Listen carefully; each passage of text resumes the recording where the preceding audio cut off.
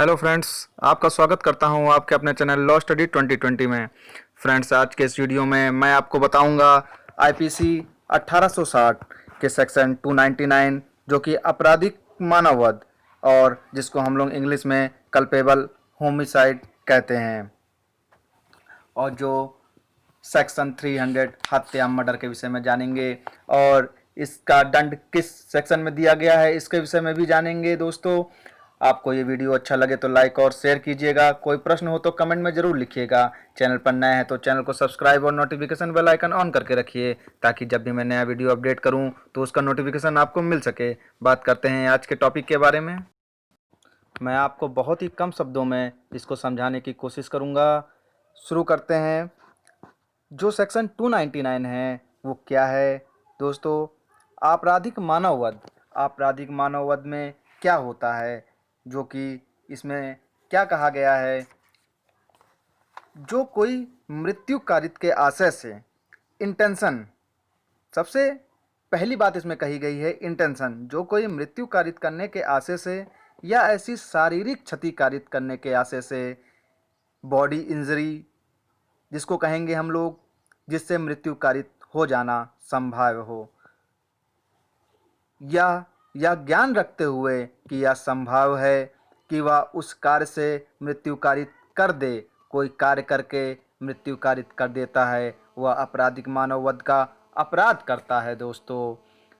तो दोस्तों, सबसे जो इम्पोर्टेंट चीज़ है इसमें ये देखिए, बाई सच एक्ट 299 में, बाई सच एक्ट, और जो 300 है उसमें द एक्ट, इन दोनों के विषय में इतना ही आप देखिए, द एक्ट और सच एक्ट। आगे देखते हैं दोस्तों। 300 में देखिए क्या कहा गया है। यदि वह कार्य जिसके द्वारा मृत्यु कारित की गई हो, वह कार्य जिसके द्वारा मृत्यु कारित की गई हो वह हत्या है। और 299 में क्या कहा गया है? उस कार्य से मृत्यु कारित कर दे, उस कार्य से मृत्यु कारित कर दे। अभी मृत्यु कारित कर दे नॉलेज है, इंटेंशन है, मृत्यु कारित कर दे, और उसमें कर देता है। 300 में कर देता है, कारित की गई हो डायरेक्टली उसमें है हत्या में, लेकिन ऐसा 299 में ऐसा नहीं है। कुछ इलस्ट्रेशंस देख लेते हैं दोस्तों। देखिए, पहला इलस्ट्रेशन क्या कहता है? का एक गड्ढे पर लकड़ियां और घास इस आशय से बिछाता है, ये 299 का है दोस्तों। का एक गड्ढे पर लकड़ियां और घास इस आशय से बिछाता है कि मृत्यु कारित करे, तद्वारा मृत्यु कारित करे, यह ज्ञान रखते हुए बिछाता है कि संभाव है कि तद्वारा मृत्यु कारित हो, या यह विश्वास करते हुए कि वह भूमि सुदृढ़ है, सही है, भूमि उस पर चलता है, उसमें गिर पड़ता है और वह मारा जाता है। का ने क्या किया है? आपराधिक मानववध का अपराध किया है ना। देखिए, इसी में खा भी देख लेते हैं। दूसरा जो है, का यह जानता है कि यह एक झाड़ी के पीछे है। का यह जानता है यह एक झाड़ी के पीछे है। खा या नहीं जानता, या कि मृत्यु करने के आशय से, या जानते हुए कि उससे या कि मृत्यु कारित होना संभव है, खा को झाड़ी पर गोली चलाने के लिए का उत्प्रेरित करता है। खा गोली चलाता है और या को मार डालता है। यहाँ यह हो सकता है कि खा किसी भी अपराध का दोषी ना हो, किंतु का ने आपराधिक मानववध का अपराध किया है। तीसरा देख लेते हैं दोस्तों। का एक मुर्गे को मार डालने और उसे चुरा लेने के आशय से उस पर गोली चलाकर खा को, जो एक झाड़ी के पीछे, मार डालता है, किंतु का यह नहीं जानता था कि खा वहां पर है। यहाँ यद्यपि का विधि विरुद्ध कार्य कर रहा था, तथापि वह आपराधिक मानववध का दोषी नहीं है, क्योंकि उसका आशय खा को मार डालने का या कोई ऐसा कार्य करके जिससे मृत्यु कारित करना वह संभाव्य जानता हो, मृत्यु कारित करने का नहीं था। आगे देखते हैं दोस्तों, स्पष्टीकरण इसमें देख लेते हैं। वह व्यक्ति जो किसी दूसरे व्यक्ति को, जो किसी विकार रोग या अंग शैथिल्य से ग्रस्त है, शारीरिक क्षति कारित करता है और तद्वारा उस दूसरे व्यक्ति की मृत्यु त्वरित कर देता है, उसकी मृत्यु कारित कर देता है, यह समझा जाएगा। दूसरा है दोस्तों, जहाँ की शारीरिक क्षति से मृत्यु कारित की गई हो, वहाँ जिस व्यक्ति ने ऐसी शारीरिक क्षति कारित की हो उसने वह मृत्यु कारित की है, यह समझा जाएगा। दोस्तों, यद्यपि उचित उपचार और कौशलपूर्ण चिकित्सा करने से वह मृत्यु रोकी जा सकती थी। तीसरा है दोस्तों, माँ के गर्भ में स्थित किसी शिशु की मृत्यु कारित करना मानववध नहीं है, मानववध नहीं है, किंतु किसी जीवित शिशु की मृत्यु कारित करना आपराधिक मानववध की कोटि में आ सकेगा यदि उस शिशु का कोई भाग बाहर निकल आया हो, यद्यपि उस शिशु ने श्वास न ली हो या वह पूर्णतः उत्पन्न न हो। दोस्तों, हम लोगों ने समझा 299। अब हम लोग समझेंगे 300। जो धारा 300 क्या कहती है, जो है हत्या, जिसको मर्डर कहते हैं, जिसको मैंने आपको बताया द एक्ट।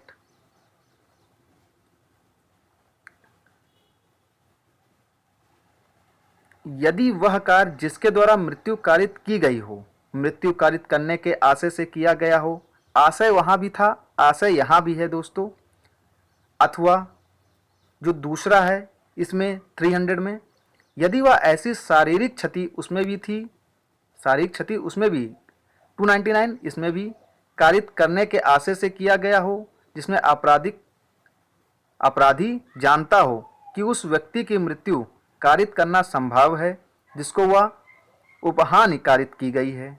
अथवा तीसरा है, यदि वह किसी व्यक्ति को शारीरिक क्षति उसमें भी था दोस्तों 299 में कारित करने के आशय से किया गया हो और वह शारीरिक क्षति जिसके कारित करने का आशय हो प्रकृति के मामूली अनुक्रम में मृत्यु कारित करने के लिए पर्याप्त हो।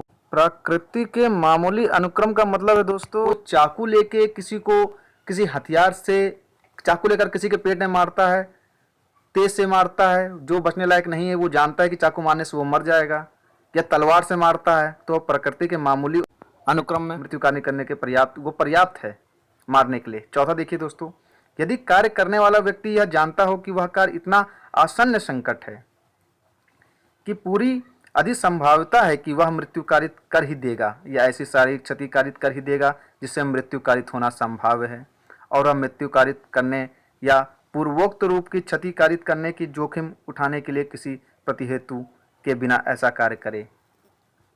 इसमें इलस्ट्रेशंस हैं दोस्तों, या को मार डालने के आशय से का उस पर गोली चलाता है, परिणाम स्वरूप या मर जाता है, का हत्या करता है। दूसरा देखते हैं दोस्तों, का यह जानते हुए कि यह ऐसे रोग से ग्रस्त है कि संभव है कि एक प्रहार उसकी मृत्यु कारित कर दे, शारीरिक क्षति कारित करने के आशय से उस पर आघात करता है या उस प्रहार के परिणाम स्वरूप मर जाता है, का हत्या का दोषी है, यद्यपि वह प्रहार किसी अच्छे स्वस्थ व्यक्ति की मृत्यु करने के लिए प्रकृति के मामूली उपक्रम में पर्याप्त न होता। इसमें दोस्तों, किंतु यदि का यह न जानते हुए कि यह किसी रोग से ग्रस्त है उस पर ऐसा प्रहार करता है जिससे कोई अच्छा स्वस्थ व्यक्ति प्रकृति के मामूली अनुक्रम में न मरता, तो यह का यद्यपि शारीरिक क्षति कारित करने का उसका आशय हो, हत्या का दोषी नहीं है यदि उसका आशय मृत्यु कारित करने का या ऐसी शारीरिक क्षति कारित करने का नहीं था जिससे प्रकृति के मामूली अनुक्रम में मृत्यु कारित हो जाए। दोस्तों, इसके बाद है, या को तलवार या लाठी से ऐसा घाव का शासय करता है जो प्रकृति के मामूली अनुक्रम में किसी मनुष्य की मृत्यु कारित करने के लिए पर्याप्त है, जो मैंने आपको पहले बताया था। परिणाम स्वरूप या की मृत्यु कारित हो जाती है, यहाँ का हत्या का दोषी है यद्यपि उसका आशय या की मृत्यु कारित करने का ना रहा हो। धारदार किसी चीज से, चाकू से, तलवार से या फिर लाठी से उसके सिर पर मारेंगे किसी व्यक्ति, अगर कोई व्यक्ति मारता है किसी दूसरे व्यक्ति पर तो वो तो मरना ही है व्यक्ति को। इसके बाद दोस्तों, का किसी प्रतिहेतु के बिना व्यक्तियों के एक समूह पर भरी हुई तोप चलाता है और उनमें से एक का वध कर देता है, का हत्या का दोषी है यद्यपि किसी विशिष्ट व्यक्ति की मृत्यु कारित करने की उसकी पूर्व चिंतित परिकल्पना ना ही रही हो। दोस्तों इसमें अपवाद भी है दोस्तों। आपराधिक मानववध कब हत्या नहीं है? आपराधिक मानववध हत्या नहीं है यदि अपराधी उस समय जबकि वह गंभीर और अचानक प्रकोपन से आत्मसंयम की शक्ति से वंचित हो, उस व्यक्ति की जिसने कि वह प्रकोपन दिया था मृत्यु कारित करे, या किसी अन्य व्यक्ति की मृत्यु भूल या दुर्घटनावश कारित करे। दूसरा अपवाद क्या कहता है दोस्तों?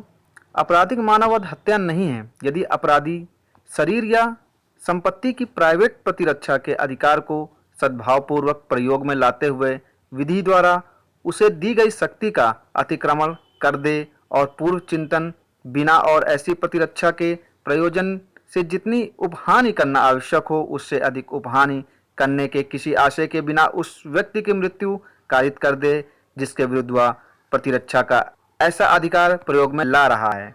इसमें इलस्ट्रेशन है दोस्तों। का को चाबुक मारने का प्रयत्न या करता है, किंतु इस प्रकार नहीं कि का को घोर उपहति कारित हो। का एक पिस्तौल निकाल लेता है या हमले को चालू रखता है। का सद्भावपूर्वक या विश्वास करते हुए कि वह अपने को चाबुक लगाए जाने से किसी अन्य साधन द्वारा नहीं बचा सकता है, गोली से या का वध कर देता है।